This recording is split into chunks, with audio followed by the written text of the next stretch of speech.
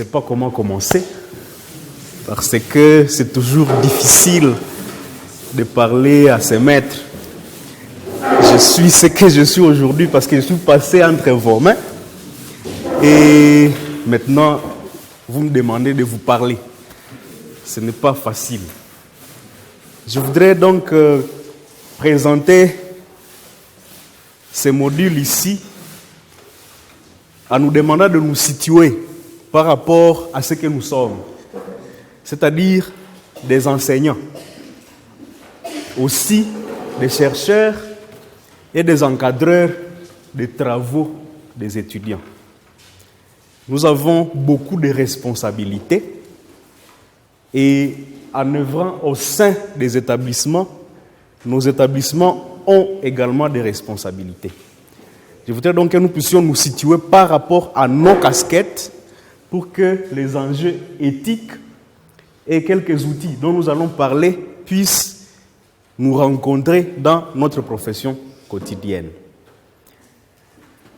Ça part du fait que hier, par exemple, nous avons appris comment générer un cours, comment mener la recherche à l'ère de l'intelligence artificielle avec tout ce que l'intelligence artificielle apporte aux chercheurs.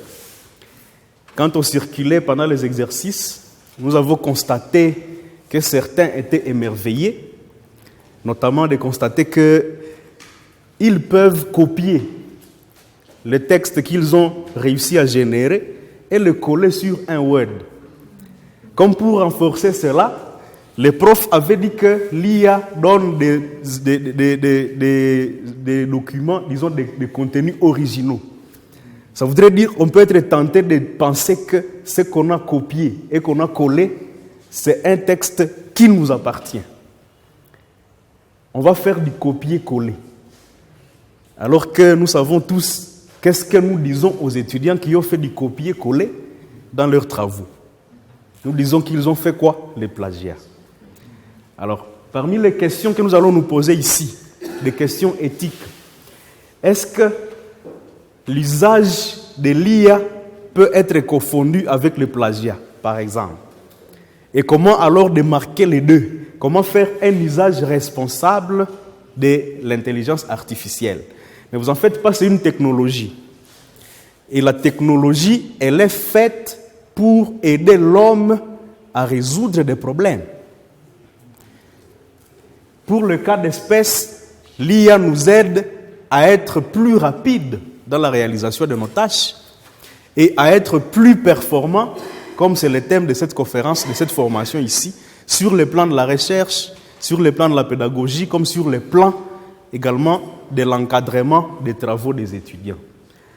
Alors, pour essayer de parler de tous ces enjeux-là, nous allons présenter juste quelques outils qui vont nous aider dans l'évaluation, parce que nous avons déjà suffisamment appris sur le processus de recherche, et essayer de voir comment nous pouvons nous positionner par rapport à ça. J'ai donc organisé mon petit module ici autour de 4 petits points. Nous allons commencer par une petite introduction qui va nous permettre de revenir dans le contexte. Nous allons nous rappeler aussi ce que nous connaissons par rapport à l'éthique académique, mais cette fois-ci en ajoutant une dimension actuelle de l'intelligence artificielle. Après ces 2 points, nous allons évoluer vers les 2 derniers. Nous allons essayer, pas pour répéter ce que les autres ont déjà dit, mais nous allons comprendre comment fonctionne l'IA générative avant de juger. Parce que nous allons être appelés à évaluer. Et des textes qui vont être peut-être générés entièrement. Il faudra que nous soyons en mesure de comprendre comment ces textes ont été générés, qu'est-ce qu'il y a au fond de l'IA générative, pour que nous sachions évaluer objectivement les étudiants qui nous sont soumis, et que les étudiants eux-mêmes, avant de remettre leurs travaux générés, ou alors les travaux réalisés grâce à l'assistance de l'IA, qu'ils soient conséquents sur le plan éthique et de responsabilité. Et à la fin, nous allons maintenant parler de quelques outils anti-plagiat. Bon. J'ai dit mieux détecteur de similarité parce que je suis de ceux qui pensent qu'il peut y avoir une nuance entre similarité et plagiat. Nous allons essayer de regarder ça ensemble pour que nous puissions arriver à tracer peut-être une ligne. Et c'est l'idée que je voudrais, à la fin de cette séance ici, que tous les décideurs des établissements qui sont avec nous puissent commencer à réfléchir une charte d'utilisation responsable de l'intelligence artificielle. Voilà ce que j'ai pensé rapidement présenter aujourd'hui. Et comme on disait que nous devons aller plus vite, nous allons donc aller vraiment plus vite. Vous savez que l'éthique, c'est des principes, c'est des normes, c'est des valeurs. On ne va pas donc faire d'exercice de démonstration ici. Nous allons juste réfléchir dans une méthode interactive sur comment on peut se positionner. Je veux être facilitateur. Je ne suis pas le maître de l'éthique ou des outils anti-plagiat. Je veux seulement faciliter nos échanges, nos réflexions autour de cela. Et je crois que de cette manière-là, ça va nous permettre d'aller vite. Lorsqu'on pensait une formation sur l'intelligence artificielle au niveau des facultés africaines Bakita, il y avait des motivations. L'ingénieur Julien nous en a parlé parce que lors de la leçon inaugurale qu'il a présentée, les besoins avaient été ressentis d'apprendre en profondeur c'est quoi l'IA. Et nous sommes en train d'apprendre c'est quoi l'IA depuis le lundi. Nous avons continué hier, nous allons poursuivre aujourd'hui. Nous n'allons pas épuiser toute la matière. Mais ce que je vais essayer de faire, c'est de justifier un module comme celui-ci à ma manière, selon la compréhension de ce qu'on m'avait donné comme des briefings pour préparer cette présentation. C'est que hier, le prof nous a démontré qu'il existe aujourd'hui beaucoup d'intelligence artificielle, disons beaucoup d'outils d'intelligence artificielle générative. Il nous a parlé de ChatGPT, il nous a parlé de Gemini et d'autres outils que nous avons intégrés ou que nous sommes en train d'intégrer progressivement dans l'enseignement. Il faut donc que nous puissions savoir comment ça fonctionne parce qu'en les intégrant, ça va avec quelques conséquences sur notre manière de travailler, notre manière de collaborer avec les étudiants. Les pratiques d'écriture et d'évaluation, depuis que l'IA est là, ont également évolué. Aujourd'hui, par exemple, pour ceux qui vont rédiger des thèses, on va vous dire que votre texte doit être original. Et on doit tester l'originalité avec des outils. On va vous dire, on va voir les taux de similarité. Nous allons les intégrer aussi dans l'évaluation des travaux. Parce qu'il y a des établissements qui commencent déjà à penser à acheter, à s'abonner à des plateformes qui détiennent ces outils-là. Il y en a peut-être ici, mais je me rappelle que l'année passée, par exemple, le recteur de l'UOS a demandé qu'on le mette en contact avec ces gens. À l'UAC, ils ont dit la même chose, ils vont commencer le processus pour que les textes que les étudiants vont produire à l'ère de l'IA ne soient pas des textes de l'IA, mais leurs propres textes.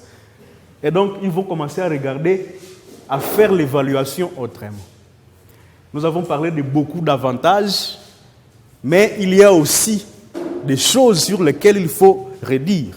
Nous allons aussi, donc, dans cette formation, essayer de regarder comment ces pratiques-là se sont transformées et quelle posture de responsable on peut prendre par rapport à ça. Comme on disait, il n'y a pas encore de cadre institutionnel, il n'y a pas encore de cadre de référence pour l'utilisation de l'IA.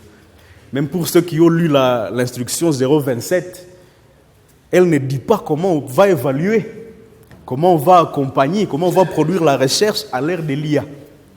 Donc ça, c'est aussi quand même un besoin que nous avons, que nous ressentons. Et il faut alors que nous puissions parler de l'éthique, que nous puissions nous rappeler l'éthique en attendant que les choses soient progressivement formalisées. Et le fait que et les étudiants, et les enseignants, et les chercheurs recourent aux mêmes outils qui fonctionnent de la même manière, parmi les conséquences, il y a parfois des improvisations que nous allons faire. Il y aura aussi des répressions. Peut-être que certaines injustices vont commencer à se créer. Ce sont des risques, en fait, qu'il y a aujourd'hui. Mais ce que nous voudrions démontrer, ce n'est pas d'abandonner l'usage de l'IA. Parce que l'IA, à soi, n'est pas un problème. Et l'IA n'est pas non plus la solution. Donc nous devons nous mettre au juste milieu parce que le véritable problème, c'est justement cette absence du cadre éthique, conceptuel et pédagogique que nous avons partagé. Chacun y va selon lui. Je voudrais rappeler ici que l'éthique engage les chercheurs, son encadreur et l'institution dans l'ensemble. Parce que si l'institution accepte de faire passer un travail qui n'est pas éthiquement correct, cela va entraîner des conséquences pour l'institution. Et pour l'encadreur de ce travail-là qui a laissé passer des choses, et pour le chercheur lui-même. Nous allons essayer de regarder donc ces choses-là un peu rapidement. Je disais que cette formation se situe dans un contexte où il y a parfois aussi des confusions. J'ai parlé de plagiat et de l'usage de l'IA. Lorsque vous copiez la réponse que l'IA vous a générée par rapport à votre prompt, qui est bien entendu original, vous avez copié et collé ce que nous appelons plagiat. Alors ici, est-ce que le plagiat peut se confondre avec l'usage de l'IA? Pour moi, je dis que le plagiat est différent de l'IA, de l'usage de l'IA, parce que le plagiat est intentionnel. Vous copiez et vous collez un texte intentionnellement. Vous savez que lorsque vous devez récupérer les idées de quelqu'un pour les mettre dans votre propre travail, vous devez citer la source. Mais alors ici, l'autre question va être, est-ce qu'il faut citer l'IA? Nous avons dit qu'on se réserve encore de dire oui ou non. Ça dépend des choix structurels de chaque établissement. Nous allons regarder la similarité. Est-ce que c'est la fraude intellectuelle? Je disais qu'il y en a qui disent plagiat et similarité, c'est la même chose. Mais il y a lieu de mettre une certaine nuance. Parce que l'IA cherche des similarités dans les textes publiés en ligne, qui sont dans des bases de données internationales où l'IA peut réussir à accéder au contenu. Mais il y en a qui peuvent référer à des documents imprimés qui n'ont jamais été mis en ligne. Et ils vont copier et coller le texte. Ils mettent alors dans l'IA pour tester la similarité. L'IA dit que le texte est clean, alors qu'ils ont copié et collé. Donc vous voyez qu'ils auront plagié, mais le taux de similarité pourrait éventuellement être inférieur, parce que le texte n'est pas reconnu dans des bases de données internationales. Alors, est-ce que la similarité peut se confondre avec une fraude intellectuelle? La similarité renvoie à quoi en réalité? Au fait que vous avez employé les mêmes mots ou les mêmes expressions que les autres. Je me rappelle pour mon cas, lorsque j'ai testé dernièrement le taux de similarité de ma thèse, ils ont souligné République démocratique du Congo. Ils ont dit que c'est déjà utilisé dans une autre recherche, donc je devrais trouver ma formulation. Ce qui n'est pas possible parce que ça ne va pas changer. Alors, est-ce que le fait d'avoir utilisé les concepts d'autrui fait que je puisse commettre une fraude intellectuelle? Je dis que c'est différent. Est-ce que les outils que nous utilisons reflètent notre intention? Non. L'intention, elle est liée au chercheur, pas à l'outil. Est-ce que le score technique, quand on va vous dire votre texte, quand nous l'avons testé, il a été de 30% de similarité avec les autres, alors nous allons les rejeter? Est-ce que ce jugement est scientifique? Est-ce que le taux de similarité qui a été détecté par un score technique peut nous autoriser d'établir un jugement scientifique? Nous allons répondre par oui, nous allons répondre aussi par non peut-être, selon qu'il s'agira de ce que nous allons prendre comme posture. Alors tout ça, avec les confusions que ça entraîne, ça nous crée des injustices de plus en plus dans le monde académique. Il faudra donc que nous puissions arriver à la fin de cette présentation à dépasser ce niveau d'accusation infondée d'étudiants ou de chercheurs. Lorsqu'ils ont bien écrit leur texte, on se dit c'est de l'IA. Peut-être qu'ils ont même fourni un effort de travailler par eux-mêmes, de se faire lire, mais comme le texte est correct, nous allons dire c'est de l'IA. Ça devient une injustice. Comment nous allons nous comporter par rapport à ça? Et nous allons commencer, comme le disait le collègue Setemeni n'est pas encore là, comment on va se comporter lorsque l'étudiant vérifie ce que nous leur disons? On peut arriver à prendre des décisions pédagogiques arbitraires.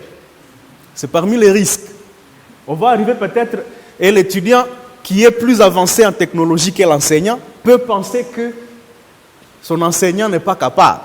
Donc il y a aussi ce risque-là de rupture de confiance entre l'étudiant et l'enseignant. Et au bout, la fragilisation de la crédibilité universitaire.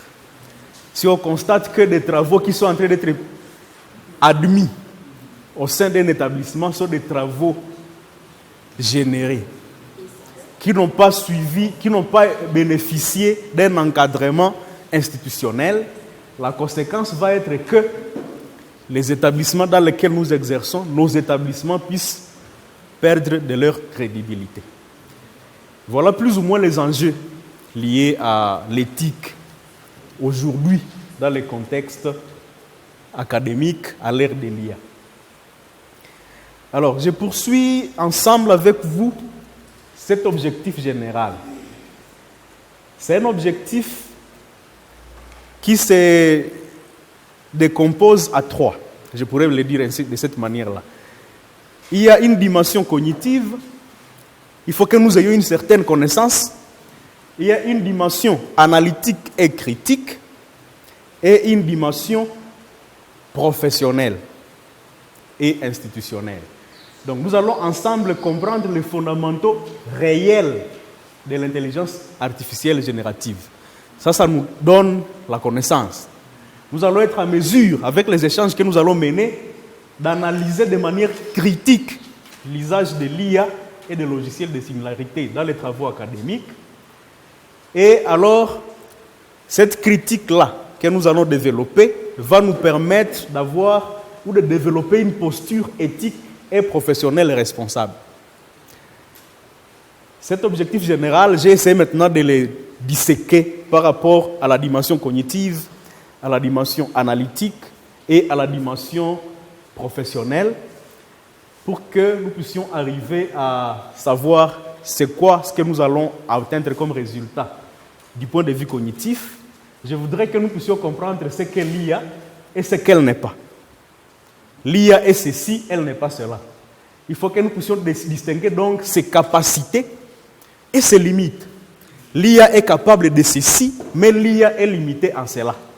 Si nous savons comprendre ça, alors nous ne pourrons pas juger activement. Deuxièmement, je voudrais que nous puissions distinguer clairement ce que nous pouvons appeler assistance légitime par l'IA. Comme on a dit que l'IA c'est un assistant. Et ce que nous allons appeler plagiat ou fraude intellectuelle. Est-ce que le fait de s'être fait assister par l'IA fait que nous puissions tomber dans les plagiats? On va essayer de voir dans quelle mesure l'usage de l'IA peut être légitime. Dans quelle mesure on peut parler de plagiat et de fraude intellectuelle dans notre contexte académique. Ensuite, il faudra que nous puissions comprendre le fonctionnement des logiciels de similarité. Les logiciels auxquels nous soumettons nos textes pour qu'ils nous aident à regarder si le texte peut être défendable ou non. Nous allons essayer de regarder également comment ils fonctionnent, quels sont leurs principes pour que nous sachions donner une part de notre responsabilité humaine dedans.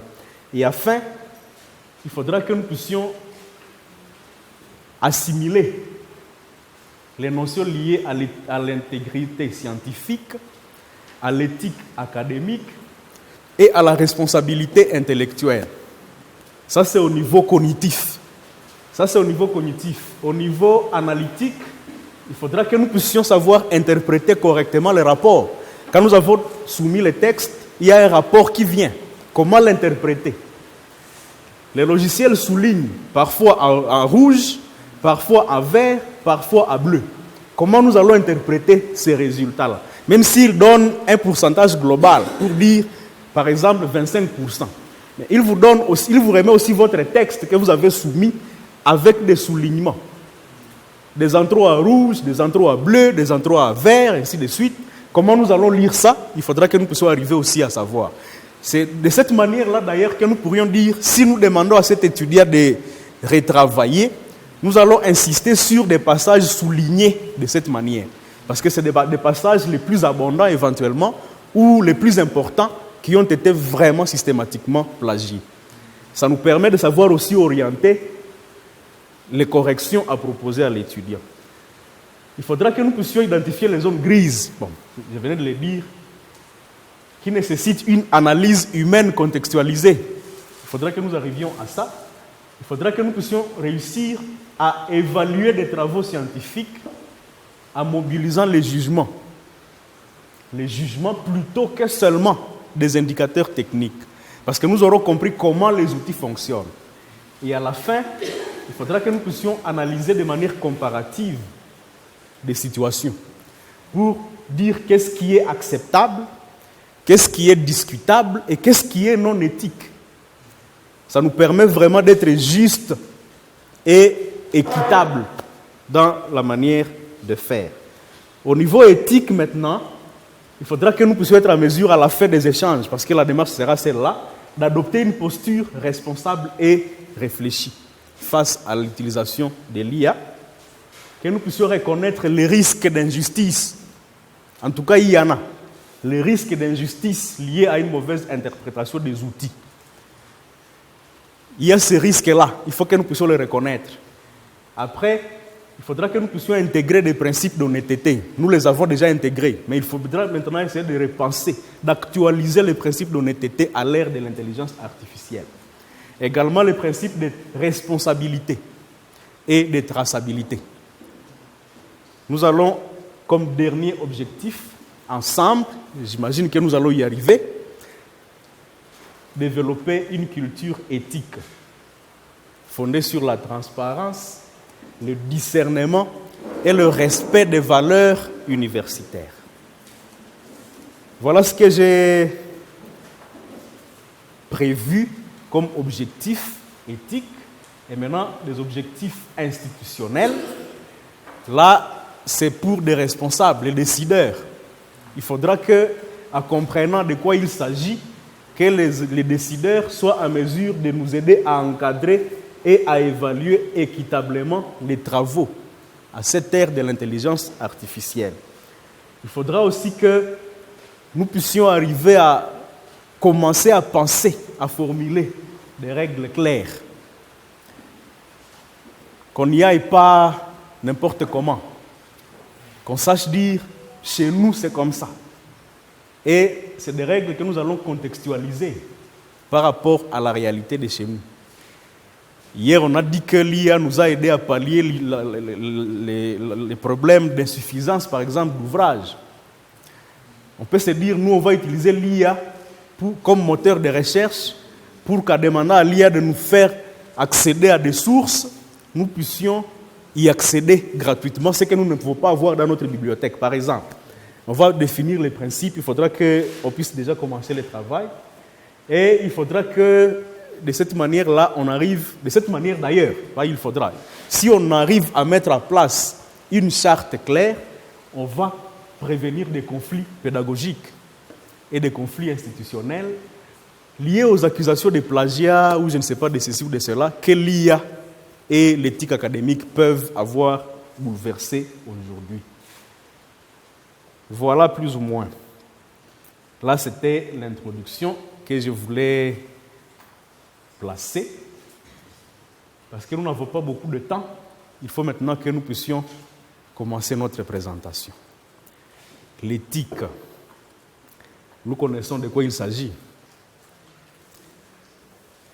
Nous connaissons l'éthique académique.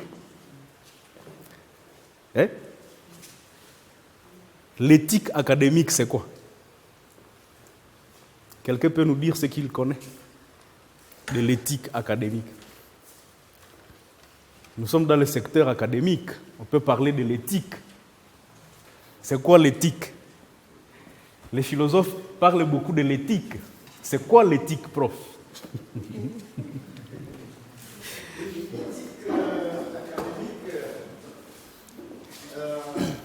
De l'éthique académique, il peut s'agir des normes qui doivent régir nos comportements dans nos activités académiques. Voilà, les normes qui doivent régir nos comportements dans les activités académiques. La définition que j'ai proposée ici, c'est l'ensemble des principes qui encadrent la production du savoir. Nous savons que le savoir se produit sur base d'un certain nombre de principes. Alors, tous ces principes-là rentrent dans ce que nous appelons éthique académique. On vous dit par exemple, pour produire une recherche, par exemple pour recueillir des informations auprès des personnes, il faut avoir obtenu le consentement de ces personnes-là. C'est un principe que nous connaissons. Disons, ce sont des principes, ce sont des valeurs, ce sont des normes. Et ces principes-là ne nous obligent pas, parfois, même s'ils peuvent aller au-delà de simples déclarations. Quitte à nous de savoir si nous voulons être crédibles ou non. Et être crédible signifie respecter cet ensemble de principes qui encadrent la production du savoir. On dit que c'est le fondement moral et intellectuel de la recherche. Donc l'enjeu ici, c'est notre crédibilité. Est-ce que la manière dont nous avons procédé améliore notre crédibilité ou remet en cause notre crédibilité? Nous connaissons tous ces principes-là. On ne va pas les rappeler. Bien entendu, on va revenir sur quelques principes. C'est par exemple le principe de l'honnêteté intellectuelle. Nous connaissons tous c'est quoi l'honnêteté intellectuelle. Cette fois-ci, je crois. L'honnêteté intellectuelle, c'est quoi? Quelle est votre contribution réelle dans la recherche que vous réalisez, dans les cours que vous générez? Ça fait partie des éléments de l'honnêteté. Est-ce que vous reconnaissez les sources qui vous ont fourni les contenus? C'est un autre élément d'honnêteté. Alors ici, on ne va pas commencer à imputer des responsabilités à l'IA. S'il y a des problèmes dans le travail que nous avons réalisé, c'est nous. Donc il faut que nous puissions faire preuve d'honnêteté intellectuelle. Parce que si nous ne le sommes pas, c'est notre crédibilité qui est en jeu. Et malheureusement, pas seulement notre crédibilité individuelle, ça pourrait aussi être la crédibilité des encadreurs qui nous ont accompagnés. Parce qu'ils ont laissé passer des choses qui violent plus ou moins ces principes d'honnêteté intellectuelle. Et le fait d'avoir autorisé que le travail peut être présenté, l'institution accepte le travail à cause de la faute qui a commencé par quelqu'un. Et l'institution, en acceptant de faire valider ce travail-là, c'est aussi sa crédibilité qui entre en jeu. Donc l'honnêteté va finalement nous concerner, nous, mais ses conséquences vont s'étendre sur toute l'institution, sur toute la chaîne que nous allons parcourir. Je vous disais que ce n'est pas une affaire de sanction. La sanction académique, c'est l'annulation des travail ou la cote zéro. On ne veut pas vous amener au tribunal pour aller vous enfermer pendant quelques jours pour vous aider à méditer sur votre situation. Ce n'est pas pour nous demander de punir de la même manière que la justice le ferait, mais c'est plus pour nous demander de prendre la responsabilité, notre responsabilité en main. Je ne voudrais pas être moralisateur, je ne voudrais pas non plus être alarmiste. Je voudrais juste nous rappeler que nous avons des responsabilités à assumer. Et des responsabilités qui rentrent dans la logique de ce que nous avons choisi comme membres du personnel des établissements d'enseignement supérieur et universitaire. Bien entendu aussi d'autres domaines, parce que chaque domaine a toujours une certaine éthique.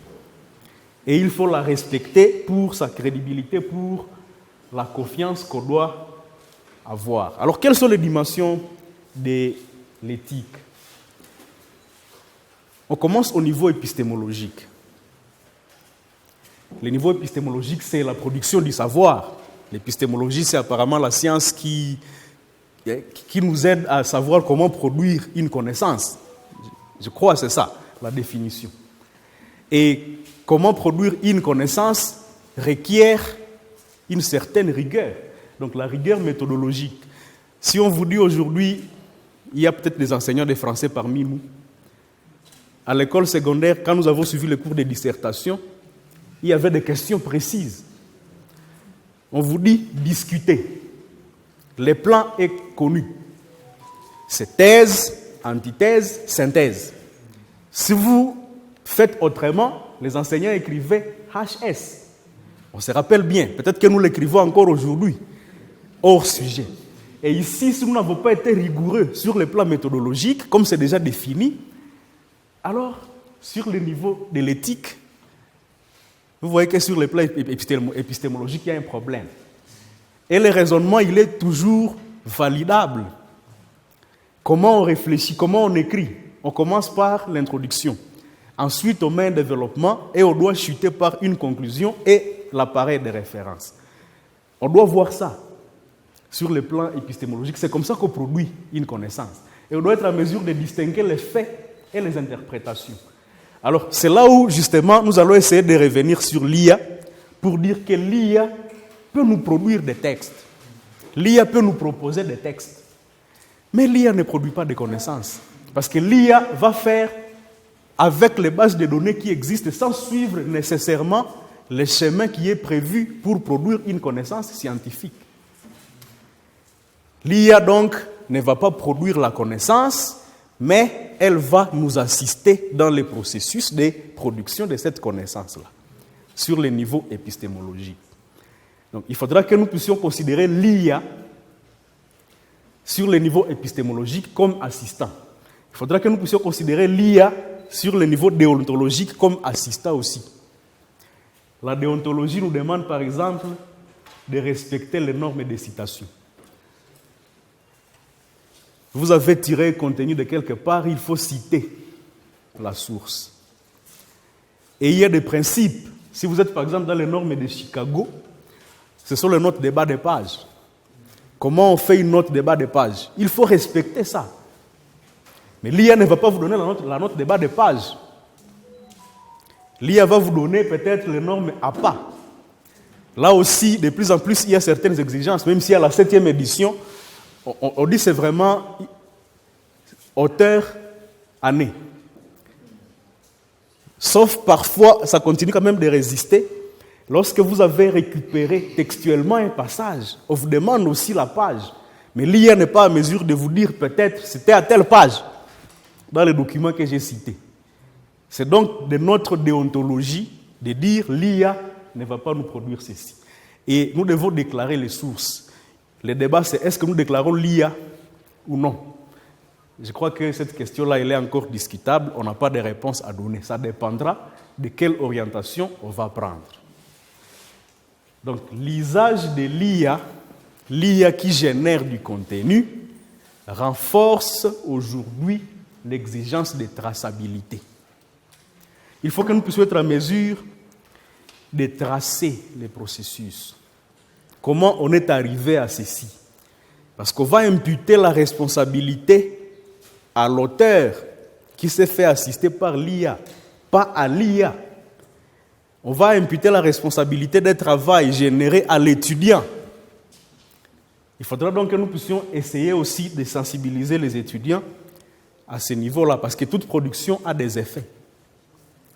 Nous allons produire donc avec des effets. Nous sommes responsables de cela. Et la responsabilité de l'enseignant-chercheur devient alors double à ce niveau ici. Parce que nous allons avoir la responsabilité d'encadrement et la responsabilité d'évaluation. C'est nous qui encadrons ces recherches-là. Nous allons encourager les étudiants à utiliser l'IA pour être plus efficaces. Mais comment nous allons les encadrer à faire un usage responsable de cette IA-là? Et lorsqu'ils ont produit des travaux, nous devons les évaluer. Ça fait donc une double responsabilité. Comment nous allons évaluer le travail qui a été produit par l'IA? C'est des problèmes. Et moi, je ne vais pas vous dire de cette manière ou de cette autre manière. Tout ce qu'ils sont en train de faire, c'est de nous appeler à prendre conscience de ce que nous sommes et à savoir comment nous y tenir. Il y a une dimension pédagogique aussi de l'éthique. Et ici, nous avons parlé de l'équité et de la loyauté de l'évaluation. C'était demandé hier, quand les profs faisaient la démonstration ici, si l'IA peut nous aider dans l'évaluation. La réponse était oui, mais avec des limites. Dans quel sens? Dans le sens où, si nous avons posé par exemple une question de réflexion aux étudiants, l'IA va apprécier cette réponse-là à sa manière.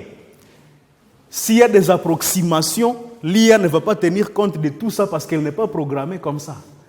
Mais nous qui avons été avec les étudiants, nous savons dire, il se rapproche de ce que j'avais dit.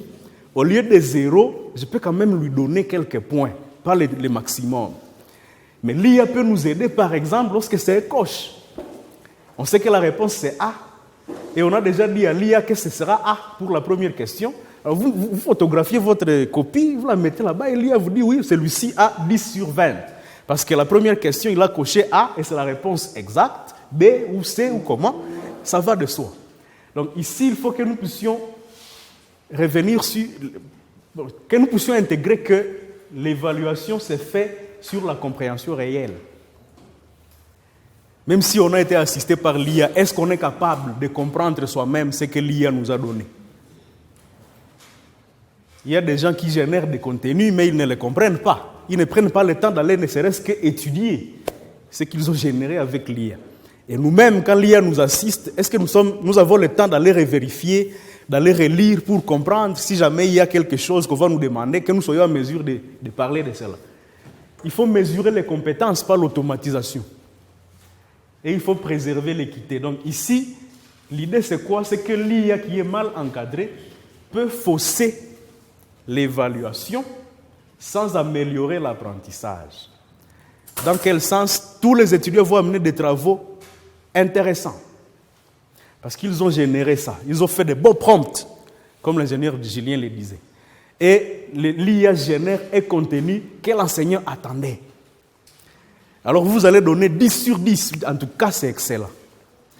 Mais est-ce que nous avons amélioré l'apprentissage si nous ne sommes pas en mesure de regarder si l'étudiant maîtrise ce que l'IA lui a donné?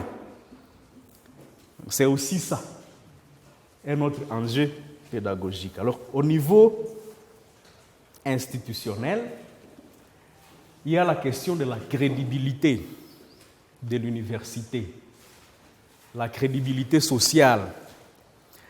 Un travail qui a été produit et qui est défendu dans votre établissement, on dira il est ressortissant d'où? N'est-ce pas? On dit l'origine des produits est aussi importante que les produits eux-mêmes. Vous savez que parfois les gens choisissent des établissements sur base de la réputation qu'ils ont de ces établissements-là. Alors qu'on dise que non, les gens qui viennent de là, ils sont de cette catégorie ici. Vous voyez que c'est la crédibilité institutionnelle pour le fait que l'institution a autorisé peut-être des choses qui devraient encore être revisitées avant d'être exposées en public. Donc c'est aussi la responsabilité là. La réputation scientifique du chercheur lui-même aussi est en jeu et la confiance du public. Yves Célestin est architecte. Mais on constate que tous les plans qu'il fait sont modifiés. On va dire, il a étudié où? On ne va pas s'intéresser à lui seulement, on va aussi s'intéresser à l'école qu'il a formée. Et on va se dire, en tout cas, apparemment, si nous voulons former un architecte, il ne faut pas l'envoyer là où Yves Célestin a étudié. Parce que la qualité du produit reflète aussi l'origine de ces produits-là. C'est là où la responsabilité de l'institution est engagée. Pour dire qu'une université sans vigilance éthique affaiblit sa légitimité. Alors, quelles sont ces valeurs-là parmi toutes les valeurs? J'ai parlé de l'honnêteté intellectuelle. Ici, l'IA n'est pas celle qui viole l'éthique, parce que l'IA n'a pas d'éthique, c'est un outil. C'est nous qui violons l'éthique en faisant un usage opaque de l'IA. Au niveau de la responsabilité académique, l'IA ne peut pas être imputable de quoi que ce soit. Vous n'allez pas dire « Ah non, c'est l'IA !» C'est vous. Si on vient constater qu'il y a des problèmes avec votre production scientifique, c'est vous.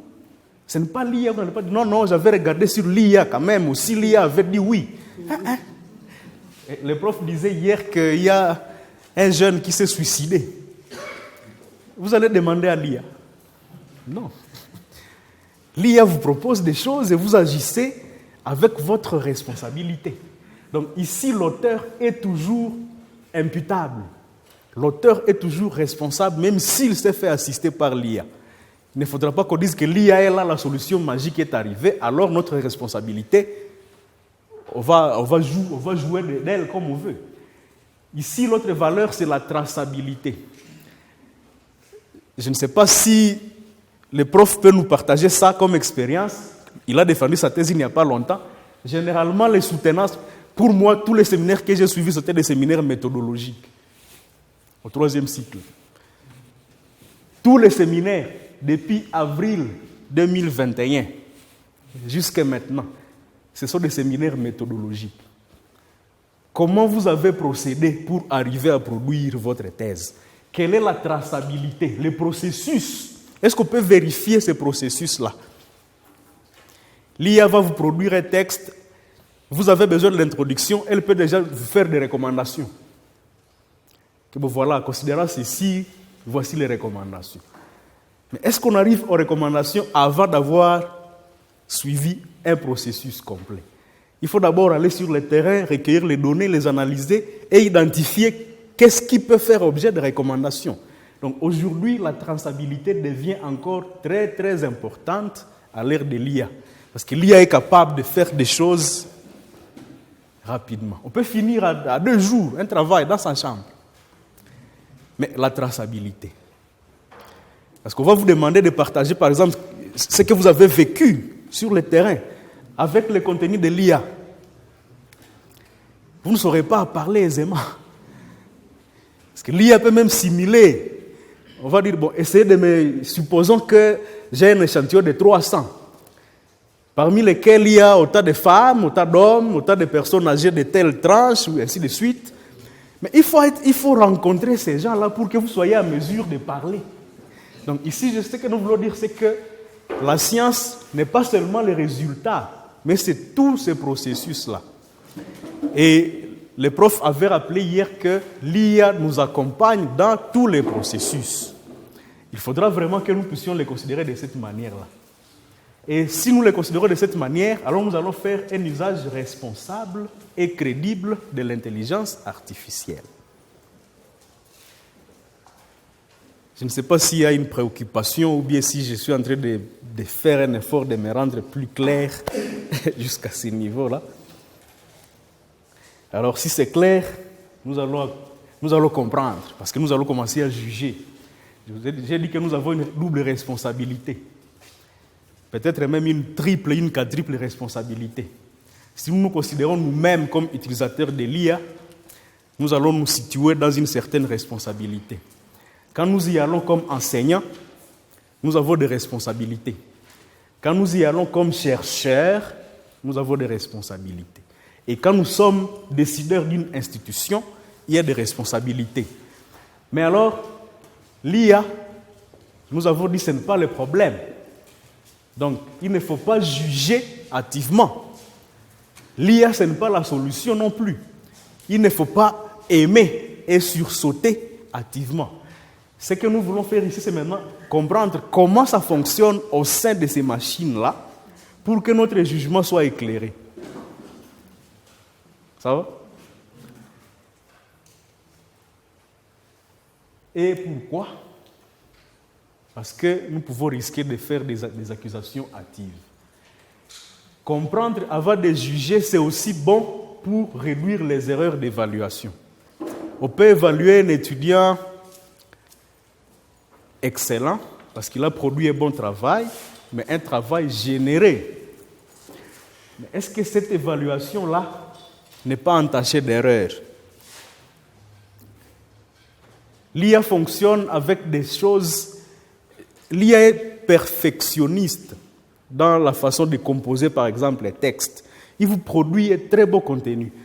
Je me rappelle, l'année passée, quand j'ai donné cours à Béni, tous les TP que j'ai demandé aux étudiants, qui ne consistaient pas à aller sur le terrain, c'était excellent. Tout le monde allait se mettre dans sa chambre, il génère de très bons textes. Mais le jour où j'ai fait passer l'interrogation, je me suis dit, mais comment ils réussissent avec beaucoup de... En tout cas, avec mes félicitations, lorsqu'il s'agit de produire des travaux à la maison, mais quand ils doivent reproduire des réponses sur la feuille d'interrogation, c'est compliqué. Déjà, même au niveau de la forme, chaque phrase avec une faute d'orthographe au moins, ça devient compliqué. Donc là, je me dis, pour réduire les erreurs d'évaluation, il faut comprendre comment fonctionne l'IA et aussi pour fonder des décisions sur des bases scientifiques. Et c'est là où justement je remercie encore une fois les FAB d'avoir pensé à organiser cette formation ici, parce que si on ignore la technologie aujourd'hui, en soi c'est déjà une erreur éthique. Parce que ça va entraîner que nous puissions être pressés, que nous puissions peut-être nous comporter différemment aujourd'hui en connaissant qu'est-ce qui se passe. Contrairement à ceux qui ne connaissent pas qu'est-ce qui se passe. Donc, ignorer la technologie, c'est une erreur éthique. Il faut aller avec la technologie. Voilà ce que moi je pense, et peut-être que vous êtes d'accord avec moi. Alors, une IA générative, c'est quoi? L'ingénieur Julien l'avait dit, c'est un système. Pour les concepteurs, j'imagine qu'il y a des informaticiens ici, ce sont des algorithmes, des codes 0-1. Au programme, il nous avait dit qu'il y a une partie des faits et une partie de, c'est pas de logique. S'il y a ceci, alors cela est possible. Pour vouloir signifier que l'IA fonctionne sur base de probabilités. Telle qu'elle a été programmée. C'est des probabilités. C'est pourquoi les gens qui étudient l'informatique ont beaucoup de cours à caractère de mathématiques, de probabilités, de statistiques. C'est pour les aider justement à faire ces choses-là. Ça peut générer des textes, ça peut générer des codes, ça peut. Et on dit que ce sont des langages informatiques, pas des savoirs. Donc l'IA génère des langages. Les 0-1, les 0-1, les 1-1, les 0-0, c'est ça que l'IA essaie d'associer pour générer des langages en texte, mais pas du savoir. Le savoir, il est produit par l'être humain sur base d'un certain processus que nous connaissons. Ça part du choix du sujet jusqu'à la présentation du travail. Déjà, pour choisir le sujet, à IRS, nous apprenons aux jeunes comment ils peuvent procéder. Ça part de là-bas pour produire une connaissance, mais l'IA ne va pas partir de là. L'IA va partir des probabilités. On me demande si parmi les probabilités, il y a ça, et il vous propose quelque chose. Pour vouloir dire quoi? Que l'IA n'est pas un chercheur. Les chercheurs, c'est vous. Ce n'est pas l'IA, les chercheurs, c'est nous. Parce que c'est nous qui connaissons d'où nous venons, où nous allons. L'IA n'est pas non plus un auteur. L'IA n'est pas une source... Bon, je relativise. L'IA pourrait ne pas être une source scientifique. Moi, je suis de ceux qui pensent que l'IA, c'est comme un moteur de recherche, pas une source scientifique. Un moteur de recherche dans le sens où vous pouvez demander à l'IA de vous connecter aux sources qu'elle a consultées pour vous répondre. Et l'IA le fait. Est-ce qu'il y a un lien? Moi, j'ai demandé dernièrement. D'ailleurs, j'ai téléchargé autour de 680 documents grâce à l'IA. Quand j'ai rédigé, je la rédige encore. Est-ce que je peux avoir une référence sur ceci? L'IA recherche en ligne, Il me dit, oui, il y a tel auteur, et voici le lien de téléchargement. Je clique, je télécharge le document. On dit, celui-ci est payant, il faut demander à la bibliothèque officielle. Puis, il faut demander à Amazon, je ne peux pas y accéder, mais il existe. Alors je me dis, donc si j'ai besoin d'approfondir, je peux demander maintenant à Amazon de m'envoyer ce document, je paye. Ça devient un moteur de recherche. Mais l'IA, comme source scientifique, l'expérience que nous avons faite ici, c'est que vous avez écrit un même prompt, mais vous avez eu des réponses différentes. Pourtant, lorsqu'il s'agit d'une source scientifique, c'est le contenu unique que chacun maintenant va s'approprier. Alors, c'est là où moi j'essaie de me dire que peut-être l'IA devrait ne pas être considérée comme source scientifique, mais comme moteur de recherche. Un peu comme on le faisait il y a quelque temps, on le fait encore avec Google. On écrit par exemple, je travaille sur des entreprises familiales, entre communication au sein de petites et moyennes entreprises. J'ajoute à côté PDF, je lance la recherche et Google me propose des articles qui ont déjà traité sur la communication ou sur les PME. Et c'est à moi maintenant de dire, je télécharge celui-ci, je laisse celui-là. C'est dans cette logique-là que moi, je voudrais considérer l'IA dans le domaine de la recherche ou de l'enseignement. Donc l'IA est différente d'une intelligence humaine, pour signifier que l'IA n'a pas d'intention. L'IA n'a pas de compréhension et l'IA n'a pas non plus de responsabilité.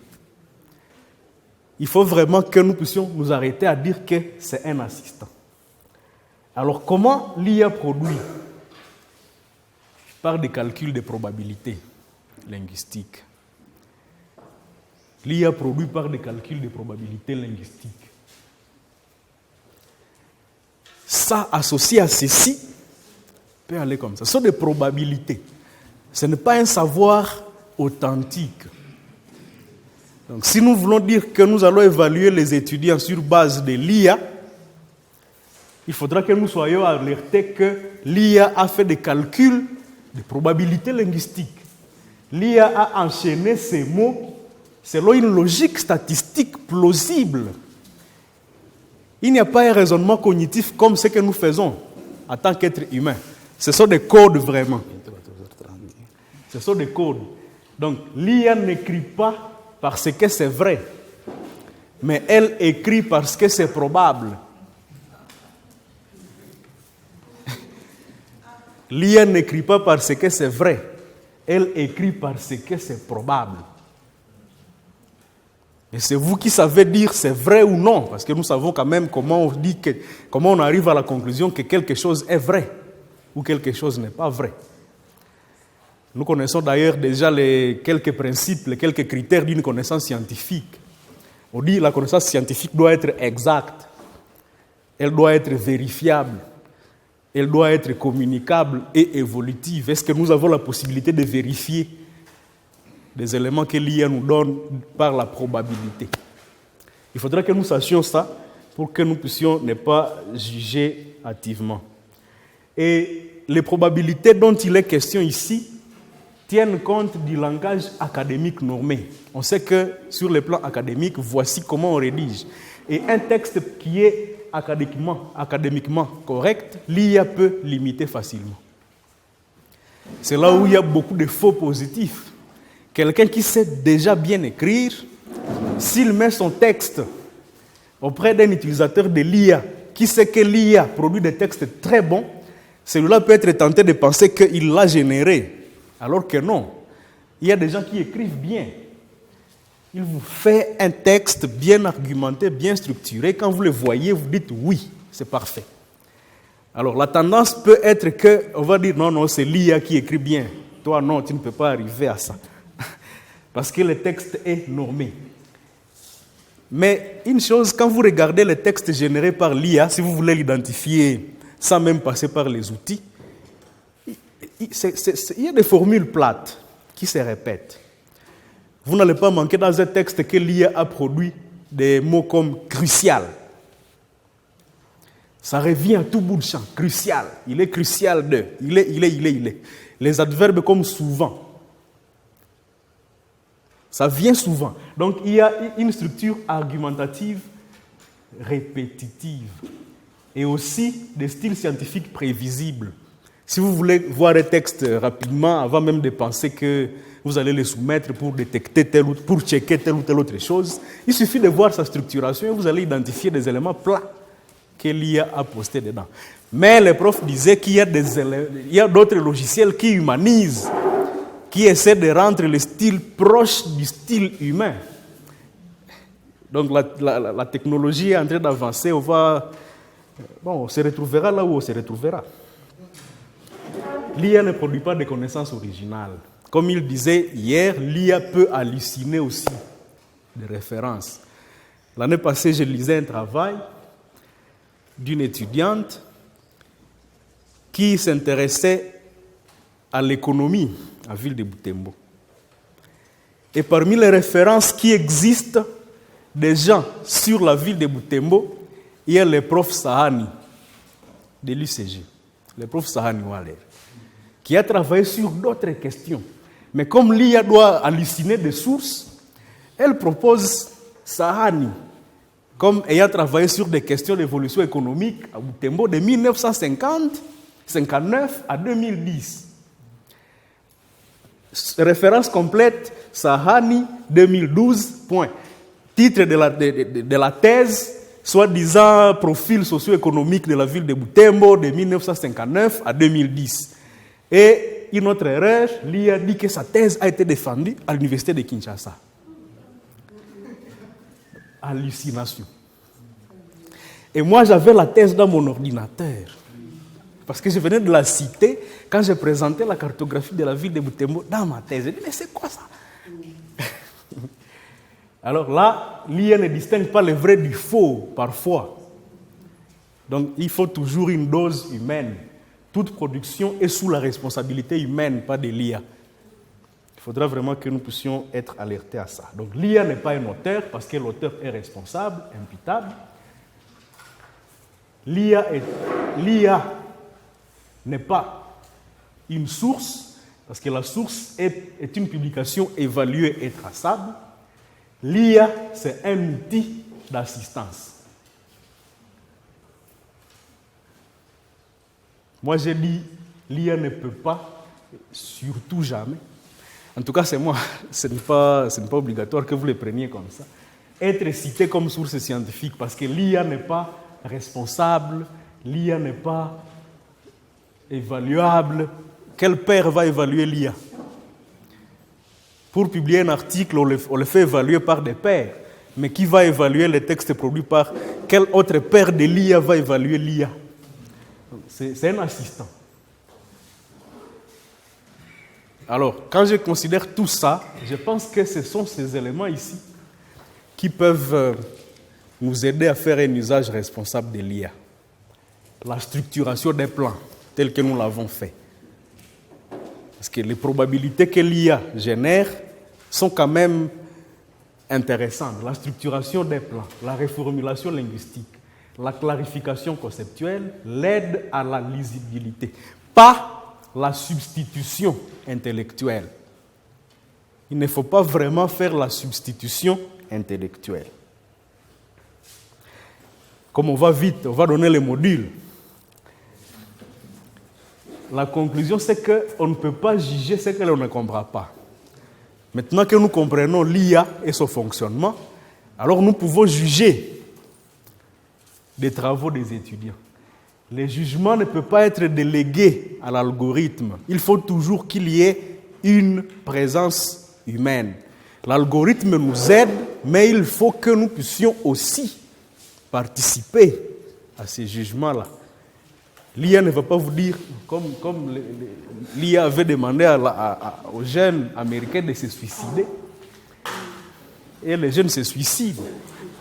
Non, on ne va pas dire l'IA a dit, alors c'est comme ça. Il faut toujours revenir à nous. L'IA nous aide à ouvrir des pistes, mais l'IA ne nous donne pas l'orientation précise. Celui qui s'est suicidé là, il ne va pas accuser l'IA, c'est lui. Il a décidé sur base des conseils. Le conseil, c'est à prendre ou à laisser. Alors, parlons rapidement de quelques outils, quelques logiciels qui vont nous aider Et ces logiciels de l'IA, ce sont des outils informatiques qui comparent un texte soumis. Ils les comparent avec des bases de données qui existent. Et ces outils-là détectent des correspondances textuelles. Ceci correspond à ce qu'il y a dans tel autre texte. Ceci correspond à ce qu'il y a dans tel autre texte. Et ils les soulignent pour dire ça, c'est similaire à ce que l'autre a déjà fait. Ça, c'est similaire avec ce que l'autre a déjà fait. Mais l'IA ne peut pas vous dire c'est du plagiat ou du copier-coller. Parce que vous avez essayé de faire un effort de penser que vous avez trouvé votre mot, mais ce mot-là se retrouve dans un texte d'autrui auquel l'IA a accédé. Le texte imprimé n'est pas en ligne, quelqu'un peut le copier, il le colle chez lui. L'IA ne va pas reconnaître parce que ce n'est dans aucune base de données. Ça va être du plagiat et l'IA va dire c'est clean, il n'y a pas de similarité. C'est votre texte, il est original. C'est là où moi je disais que la similarité et les plagiats, on peut toujours mettre une certaine nuance. Et le jugement humain doit intervenir justement à ce niveau-là. Si vous savez pertinemment que les textes que celui-ci produit existent dans la bibliothèque, les rapports de similarité disent 5%, alors que vous connaissez là où il y a les textes imprimés.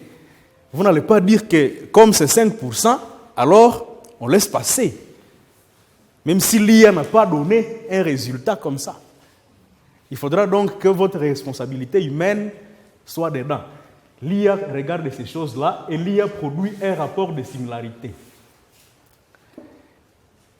Ça dépend maintenant là des niveaux de chaque établissement. Il y en a qui disent qu'il faut que la similarité ne puisse pas dépasser 5%, en tout cas les plus durs, et d'autres qui vont jusqu'à 20%, parfois 30%. Donc il faut que les mots que vous avez utilisés vous appartiennent à au moins 70%, 75%. Pas nécessairement dire que même si les mots ne sont pas similaires à ceux d'autres bases de données, les mots n'ont pas été copiés-collés des travail de quelqu'un qui n'est pas en ligne. Donc la responsabilité, elle est là. Donc pour dire que l'IA ne détecte pas les plagiats, mais signale des zones qui peuvent quand même vous pousser à être plus critique. C'est si... Est-ce que vous pouvez citer votre source? Vous demandez à l'étudiant comme ça, il dit, bon, non, je ne connais pas la source. Ah, ça devient un problème. Au moins, l'IA vous aura déjà signalé que ce texte ici existe comme il est rédigé là-bas quelque part.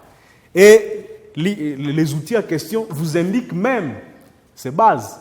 Lorsque c'est beaucoup, ça vous donne toutes les références. Ça dit, bon, c'était chez tel, publié, et parfois même avec des encadrés précis. Que bon, voilà. Je me rappelle que quand je testais à septembre, le rapport est venu avec les résultats de 404 bases de données. Donc l'IA a cherché dans 404 bases de données des éléments similaires à ce que moi j'ai utilisé. Et là où c'était beaucoup, ça m'a même donné des précisions que c'est telle part. Alors je suis allé là-bas, j'ai cherché sur Internet, j'ai trouvé, j'ai regardé et j'ai paraphrasé pour essayer de réduire. Malheureusement, en cherchant à réduire, j'ai aussi utilisé des mots qui existent encore dans d'autres textes. Du coup, je me suis dit, j'arrête. Alors, quelques outils. Le premier, c'est Tanit-In. C'est un outil IA de tests de similarité. C'est l'outil le plus utilisé d'ailleurs et qu'on recommande beaucoup lorsqu'on fait les études doctorales. Il compare les textes que vous lui avez soumis aux publications scientifiques qui existent dans des bases de données internationales. Les mots que vous avez utilisés, est-ce qu'ils se retrouvent dans d'autres textes déjà publiés en ligne? Il regarde aussi les travaux des étudiants. Parce que lorsqu'on est dans des écoles où on doit tester la similarité, tout travail qui est déposé, l'IA a la possibilité d'y accéder. Si c'est passé par Tanit-In. Il va même dire, ça c'est autant de pourcents dans les travaux d'étudiants. Autant de pourcents dans les articles scientifiques, autant de pourcents sur les contenus web, ainsi de suite. Et à la fin, ça vous génère un rapport pour dire taux de similitude 15%. Et à côté, il précise maintenant les sources. Parmi les 15%, 4% proviennent des sources scientifiques. 5% proviennent des travaux d'étudiants qui sont déjà déposés.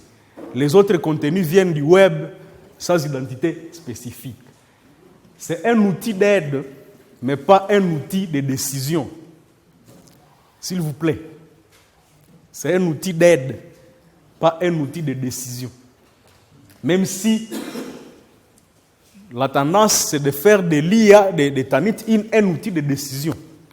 Si votre texte dépasse, par exemple, 15%, rapport de Tanit-In, la tendance est de dire travail à refaire. Alors la question c'est, est-ce qu'on a raison ou non? Est-ce que le taux de similarité signifie que le travail n'est pas de l'étudiant? On peut quand même se poser quelques questions par rapport à ça. Alors, comment lire les rapports de Tanit-In ou d'un autre outil équivalent? Je vous ai dit que le texte est souligné, est surligné, parfois rouge, parfois vert, parfois bleu. Alors ici, nous disons le rouge ou l'orange, c'est lorsque c'est beaucoup. Donc, vous avez plagié beaucoup un document ou une base de données, alors l'outil va souligner en rouge ou en orange. Le rouge ne signifie pas que c'est une condamnation, non. C'est pour vous dire, ici c'est exagéré. Et ça vous permet, vous l'évaluateur, de savoir dire à l'étudiant, allez revoir tous les passages qui sont surlignés en rouge. Parce que vous avez beaucoup copié-collé, sans le savoir éventuellement, parce que vous écriviez, vous essayiez de paraphraser, malheureusement les autres qui ont écrit avant vous avaient déjà utilisé les mêmes expressions. On va vous demander alors d'aller essayer de faire autrement. Les verts ou les bleus, c'est pour des correspondances courtes. Donc, quand vous allez regarder des rapports que vous aurez, il faudra dire là où c'est rouge, je vais demander à l'étudiant de retravailler là-bas. Ou peut-être de faire autrement. Là où c'est vert, c'est que bon, c'est peut-être la République démocratique du Congo, comme c'était souligné dans ma thèse. Je ne peux pas faire autrement. Est-ce que je vais nommer mon autre pays autrement? Non. C'est toujours République démocratique du Congo. Et par rapport à l'ensemble, au volume du document, ça ne représente rien. Ça peut être 0,00 combien de pourcents, il n'y a pas de problème. Donc il faudra que nous soyons attentifs à ça. L'autre outil qui fonctionne dans la même logique, les profs l'avaient projeté, c'est celui-là. Authenticate. C'est une version orientée vers les chercheurs et les revues scientifiques. Très utilisé pour les articles, pour les thèses, pour les manuscrits soumis à publication. Donc si vous avez des textes que vous allez publier en ligne, aujourd'hui, sachez déjà qu'on les soumet d'abord à des outils pour voir votre originalité. C'est pourquoi vous devez écrire de façon à être vraiment original, d'être présent dans votre texte. Il faut qu'on sente votre signature dedans. Il faut qu'on sente votre signature dedans. Même si l'IA va nous aider à assister telle ou telle autre chose, il faut que notre signature apparaisse quand même dans ce que nous avons produit. C'est la même logique que Tanit-In. L'autre outil, c'est celui-là. C'est une solution généralement pour les Européens. En Afrique, on n'a pas un outil spécifique. En Afrique, on n'a pas un outil spécifique, mais à l'UAC, la semaine passée, le docteur Maombi avait dit qu'à Kin, on commence à développer une IA qui va peut-être essayer d'aider à gérer des questions liées au processus de production dans un centre de recherche qui existe là-bas. Mais tous les outils que nous avons pour l'instant sont créés ailleurs. Lui-même, en nous partageant son expérience, il dit qu'il voulait utiliser un outil IA pour retranscrire ses entretiens. L'IA n'a pas été à la hauteur parce que la tonalité africaine n'est pas prise en compte dans la programmation de cet outil. Quand moi je me prononce un mot peut-être mal, l'IA ne reconnaît pas, il écrit mal, ça devient un problème. Et il dit dans leur centre de recherche, on avait dit que l'outil était raciste. Parce qu'il considérait que celui qui parle français doit bien parler français, sans considérer la tonalité de chez nous. Si nous quittons déjà ici, nous allons au Burkina Faso, ils parlent autrement. Bon. Alors il faut peut-être des IA spécifiques à l'Afrique pour essayer de résoudre des problèmes comme ceux-là.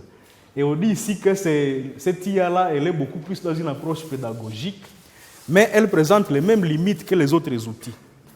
Alors, le prof a un outil qui va nous démontrer, gratuit.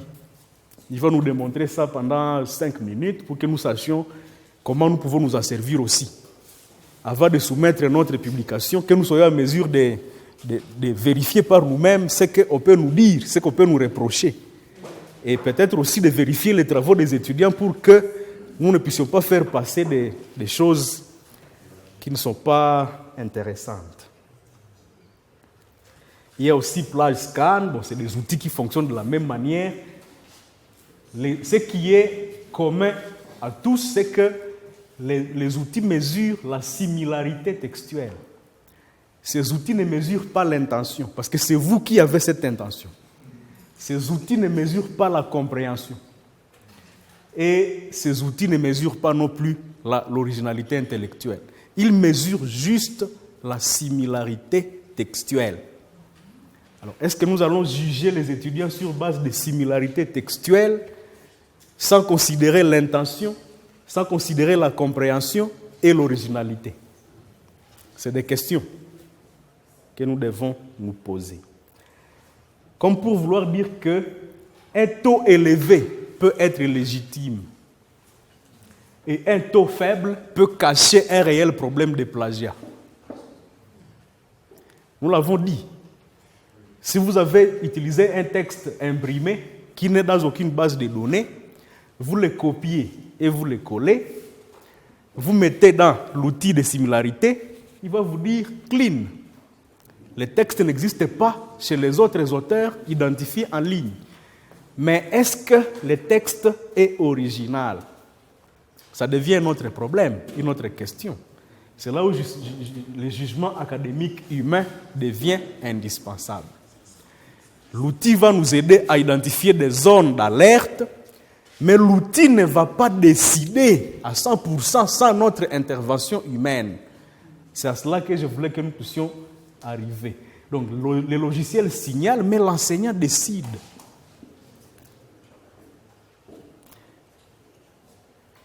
Il ne faut pas confondre alors, pour moi, similarité textuelle et plagiat. Parce que la similarité textuelle, c'est un indicateur technique, tandis que le plagiat, c'est une faute éthique. Il faut donc, lorsque vous avez fait une analyse de similarité textuelle, aussi faire une analyse humaine. Il ne faut pas confondre citation et fraude.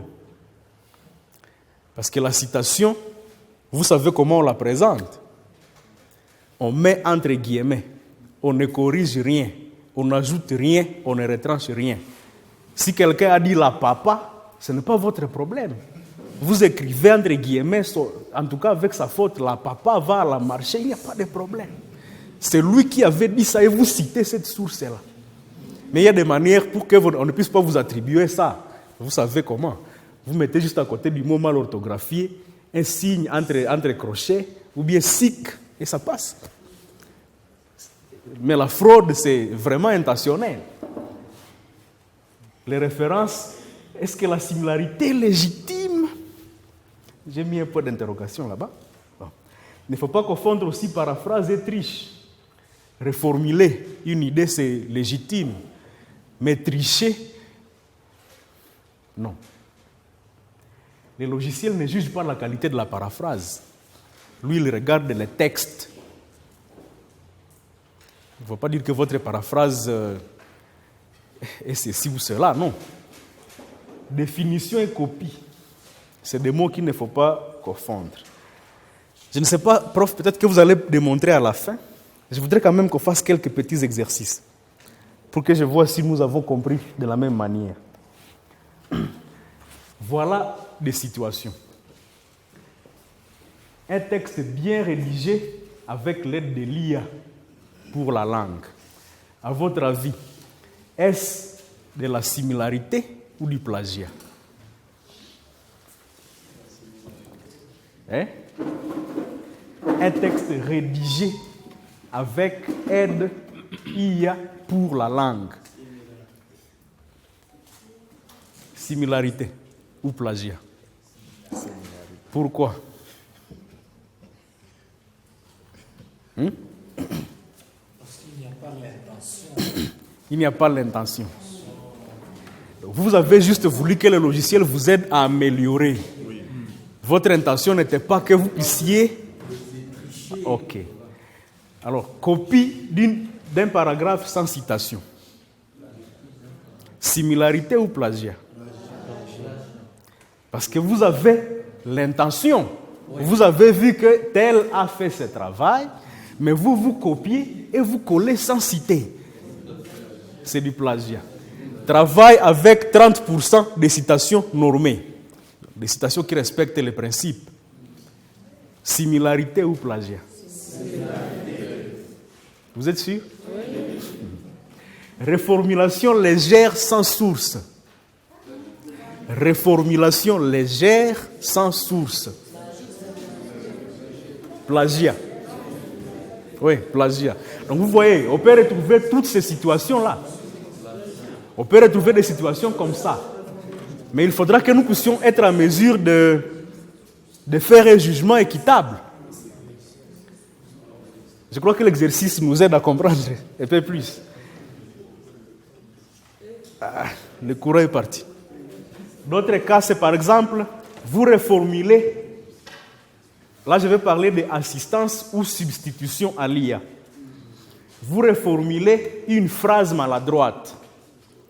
Est-ce que vous vous êtes substitué à l'IA ou vous vous êtes fait assister par l'IA? Lorsque vous reformulez une phrase maladroite, vous avez composé, vous constatez que ce n'est pas très bien, alors vous demandez à l'IA de reformuler cette phrase-là. Est-ce que vous vous substituez à l'IA ou bien vous vous assistez par l'IA? Ça, c'est un usage correct. S'assister, on se fait assister. Vous avez mal écrit, vous demandez à l'IA d'améliorer pour vous. C'est vous qui avez écrit, l'IA vous aide juste à formuler. C'est une assistance. Ça, c'est acceptable. Générer une discussion des résultats pour votre article, pour votre thèse. Substitution ou assistance?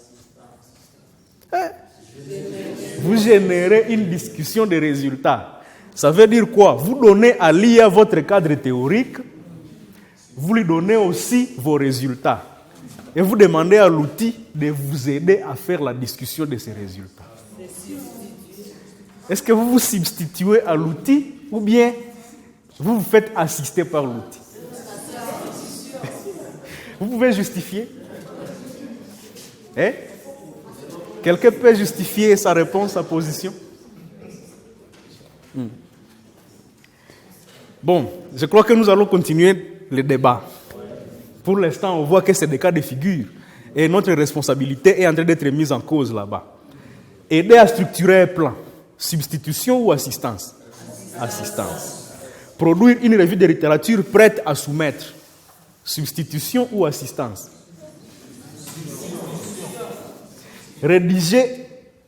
Est-ce que c'est bon de déclarer qu'on a utilisé l'IA, à votre avis? Est-ce que c'est bon de déclarer qu'on a utilisé l'IA? Qui disent non? Vous dites non pourquoi, madame? Si vous êtes réellement un scientifique honnête, nous supposons que vous avez déjà retraité, reformulé les textes avant de les présenter au public. Prof, vous avez dit... C'est comme nous signalons aussi les dictionnaires. Nous signalons les dictionnaires. Pourquoi ne pas signaler aussi? Vous tirez des mots des dictionnaires et vous signalez quand même les dictionnaires. En fait, c'est recommandé aujourd'hui.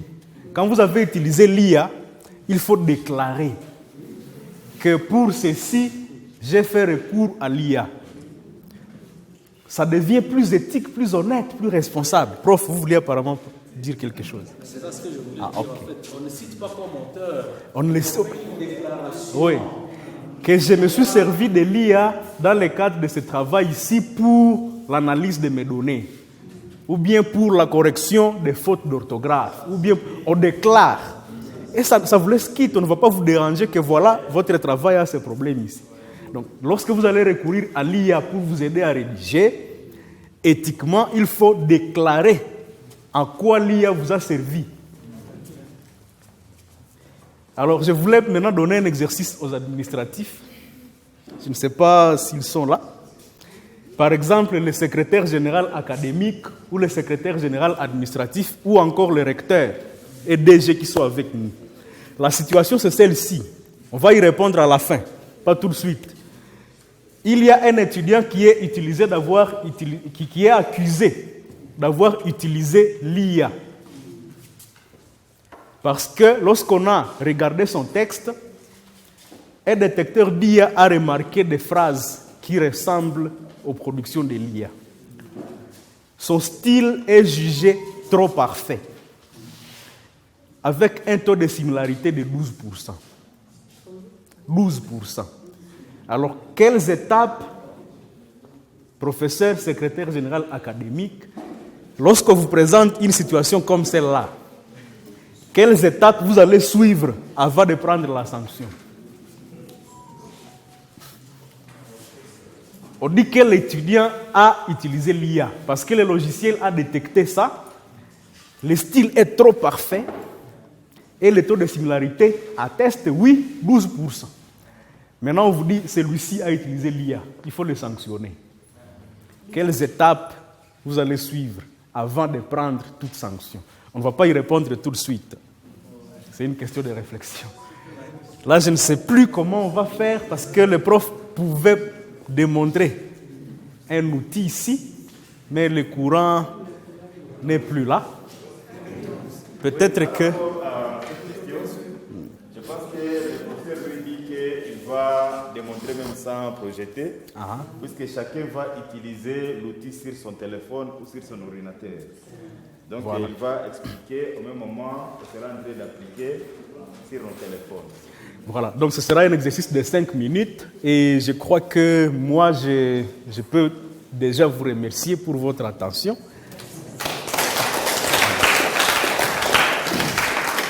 Merci beaucoup.